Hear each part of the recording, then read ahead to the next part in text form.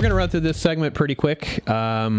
News talk, and we're going to talk about California making some very aggressive affirmative action changes. This is a very strange maneuver to a lot of people, and Harvard has already done this, so it's not like it's a new thing in California. This is under their Proposition 209 language. Talks about their affirmative action initiative, and this is basically going to allow them to repeal Prop 209, and that this is, quote, amazing momentum for righting the wrongs caused by centuries of systemic racism. So again, the whole system is racist. That's why we have to make this move. We have to take away affirmative action because we're racist. Just let that sink in, Bob, because I know you're not... Take it away from whom? All right. So it says, just so you know, that Proposition 209 has forced California public institutions to try to address racial inequality without factoring in race. So, the Supreme Court has repeatedly ruled that schools can use this race as a factor in admissions.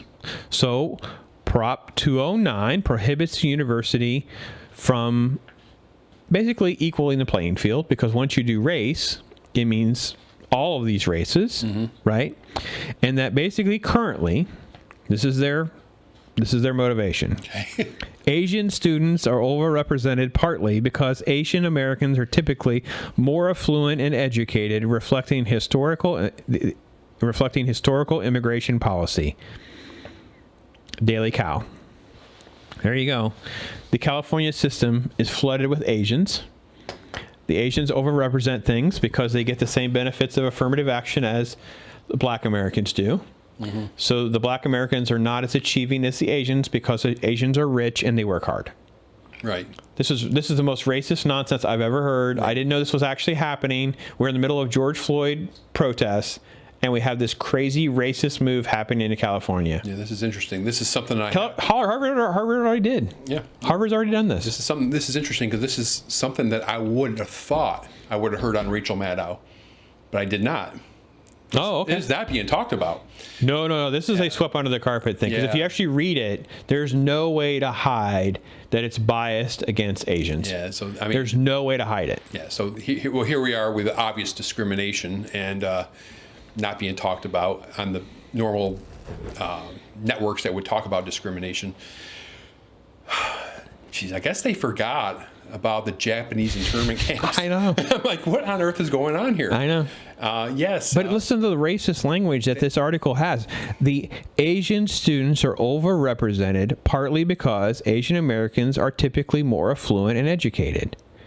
So the Asians have better schools and more money. We have to figure out how to fix that.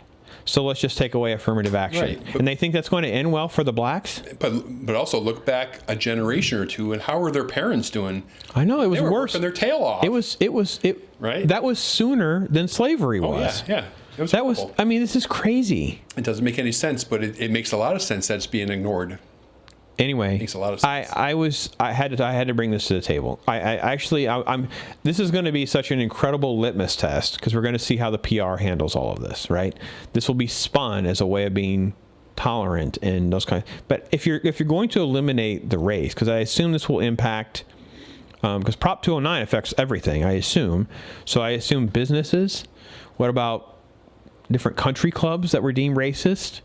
What about all those things come off the plate again? I guess if we're going to take affirmative action off the plate, I don't understand how they think this could end well for equality at all. Now, does this include Asian students from outside the country coming? Yeah, because they mentioned immigration. Okay, immigration. So yeah, this includes visas.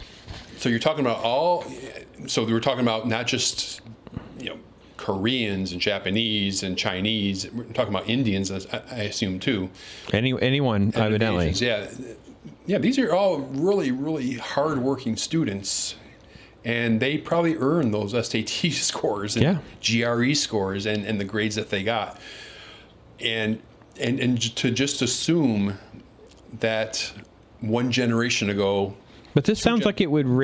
But again, I quoted that this is the the UC Board of Regents chair, that John Perez, is who had said that quote about systemic racism. So when they use that term, and then the other part of the quote, he talks about UC endorsed giving California voters the chance to erase a stain, support opportunity and equality, and repeal Proposition 9. When you hear these quotes without any context, without understanding what all of this is, without knowing what Prop 209 actually says, it sounds like you're helping black people by punishing everybody. Like, it makes no sense that if you believe the whites are the evil ones, that taking away the system that gives them a different type of playing field.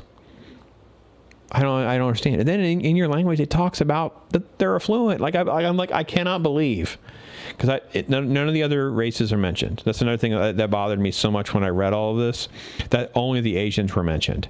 It didn't mention the Indian students or Hispanic students. All of this, I think, would be very high profile in California.